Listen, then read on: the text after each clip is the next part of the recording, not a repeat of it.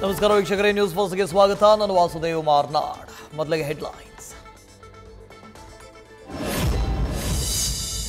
September ಕ್ರಾಂತಿ ಸದ್ದು ಗದ್ದಲ ಮಧ್ಯೆ ಡಿಕೆಶಿ ಖರ್ಗೆ ಭೇಟಿ. ಕುತೂಹಲ ಮೂಡಿಸಿದ ಕೆಪಿಸಿಸಿ ಎಐಸಿಸಿ ಅಧ್ಯಕ್ಷರ ಚರ್ಚೆ. ಹಿರಿಯ ಸಚಿವರಿಂದ ಅನವಶ್ಯಕ ಗೊಂದಲದ ಬಗ್ಗೆ ಮಾತುಕತೆ.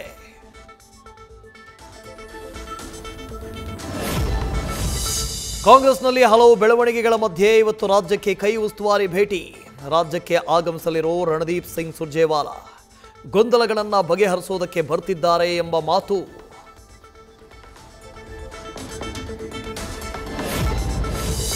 ಸುರ್ಜೇವಾಲಾ ಭೇಟಿಗೆ ಬೆಂಗಳೂರಿಗೆ ಆಗಮಿಸಿದ ಬಿಆರ್ ಪಾಟೀಲ್. ವಸತಿ ಯೋಜನೆಯ ಅಕ್ರಮದ ಬಗ್ಗೆ ಮಾಹಿತಿ ನೀಡಲಿರೋ ಶಾಸಕ. ಸಿಎಂಗೆ ಹೇಳಿದ್ದನ್ನೇ ರಾಜ್ಯ ಉಸ್ತುವಾರಿ ಬಳಿ ಹೇಳುವುದಾಗಿ ಬಿಆರ್ಪಿ ಹೇಳಿಕೆ. ಸೆಪ್ಟೆಂಬರ್ ಕ್ರಾಂತಿ ಆದರೆ ಸಂಪುಟ ವಿಸ್ತರಣೆನಾ? ಕೈನಲ್ಲಿ ಗದ್ದಲದ ನಡುವೆ ಸವದಿ ವಿಸ್ತರಣೆ ಜಪ. ಕೆಪಿಸಿಸಿ ಅಧ್ಯಕ್ಷ ಸ್ಥಾನ ಸಿಎಂ ಬದಲಾವಣೆ ವಿಚಾರ ಸದ್ಯಕ್ಕಿಲ್ಲ ಎಂದ ಲಕ್ಷ್ಮಣ್ ಸವದಿ.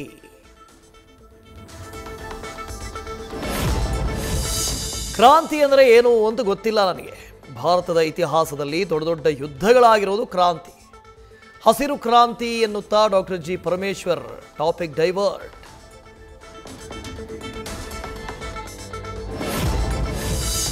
ಮೂರು ಸೋಲು ನನಗೆ ಪಾಠ ಕಲಿಸಿದೆ. ಸೋಲನ್ನ ತಲೆಯಲ್ಲಿ ಇಟ್ಕೊಂಡು ಚಿಂತೆ ಮಾಡಲ್ಲ. ಚುನಾವಣೆ ಸೋಲಿನ ಬಗ್ಗೆ ನಿಖಿಲ್ ಕುಮಾರಸ್ವಾಮಿ ಪರಾಮರ್ಶೆ.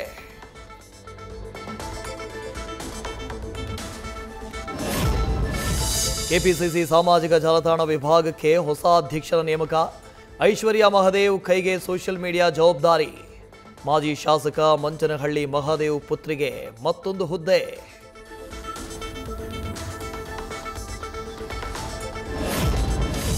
ಪುತ್ತೂರು ಬಿಜೆಪಿ ಮುಖಂಡನ ಪುತ್ರನ ವಿರುದ್ಧ ಅತ್ಯಾಚಾರ ಪ್ರಕರಣ.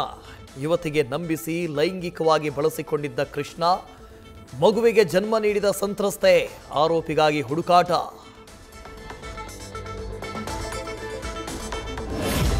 ಬಳ್ಳಾರಿಯಲ್ಲಿ ಈ ಬಾರಿ 88ನೇ ಕನ್ನಡ ಸಾಹಿತ್ಯ ಸಮ್ಮೇಳನ. ಅಧ್ಯಕ್ಷರಾಗಿ ಸಾಹಿತಿ ಬೂಕರ್ ಪ್ರಶಸ್ತಿ ಪಡೆದಿದ್ದ ಬಾನು ಮುಷ್ತಾಕ್ ಆಯ್ಕೆ. ಮಹೇಶ್ ಜೋಶಿ ನೇತೃತ್ವದ ಸಭೆಯಲ್ಲಿ ತೀರ್ಮಾನ.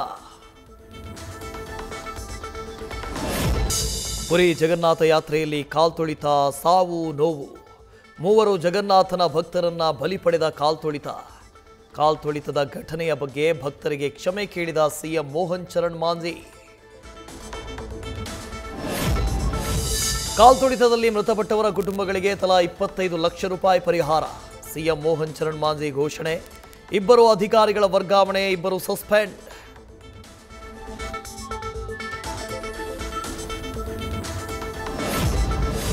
ಅಮೆರಿಕಾಗೆ ತೆರಳಿದ್ದ ಭಾರತೀಯ ಯುವತಿ ನಾಪತ್ತೆ. ಮದುವೆಯಾಗಲು ಅಮೆರಿಕಾಗೆ ತೆರಳಿದ್ದಾಕೆ ಕಣ್ಮರೆ. ಉಚಿತ ಟಿಕೆಟ್ ಆಸೆಗೆ ಕಳ್ಳಾಟವಾಡಿರೋ ಶಂಕೆ.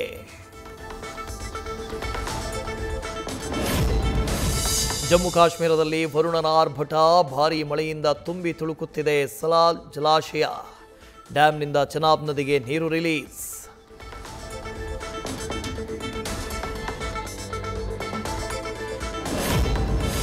ತ್ರಿಭಾಷಾ ಸೂತ್ರ ನಿರ್ಣಯವನ್ನು ರದ್ದುಗೊಳಿಸಿದ ಮಹಾರಾಷ್ಟ್ರ ಸರ್ಕಾರ.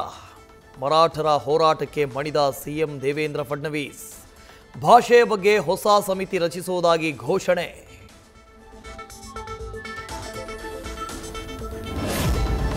ಭಾಷಾ ಹೇರಿಕೆಯಿಂದ ಕರ್ನಾಟಕದಲ್ಲಿ ವಿದ್ಯಾರ್ಥಿಗಳಿಗೆ ಸಂಕಷ್ಟ. 90,000 ವಿದ್ಯಾರ್ಥಿಗಳು ಬೋರ್ಡ್ ಪರೀಕ್ಷೆಯಲ್ಲಿ ಫೇಲ್. ತಮಿಳುನಾಡಿನ ಶಿಕ್ಷಣ ಸಚಿವ ಅನ್ಬಿಲ್ ಮಹೇಶ್ ಹೇಳಿಕೆ.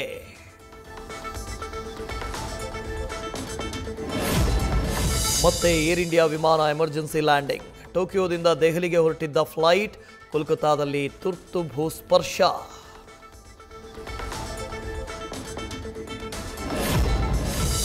ಆಂಧ್ರಪ್ರದೇಶದ ಶ್ರೀಶೈಲ ಕ್ಷೇತ್ರದ ಪ್ರಸಾದದಲ್ಲಿ ಜಿರಳೆ ಪತ್ತೆ. ಪ್ರಸಾದವಾಗಿ ನೀಡಿದ್ದ ಲಡ್ಡುವಿನಲ್ಲಿ ಕಾಕ್ರೋಚ್ ಇದ್ದ ಆರೋಪ. ಈ ಬಗ್ಗೆ ತನಿಖೆ ನಡೆಸುವುದಾಗಿ ದೇವಾಲಯದ ಇಒ ಶ್ರೀನಿವಾಸರಾವ್ ಹೇಳಿಕೆ.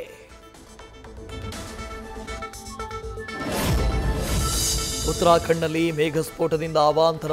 ಹೋಟೆಲ್ ಕಟ್ಟಡದಲ್ಲಿದ್ದ 9 ಕಾರ್ಮಿಕರು ನಾಪತ್ತೆ. ಬರ್ಕೋಟ್ ಯಮುನೋತ್ರಿ ಮಾರ್ಗದಲ್ಲಿರುವ ಸಿಲೈ ಬ್ಯಾಂಡ್ನಲ್ಲಿ ಘಟನೆ.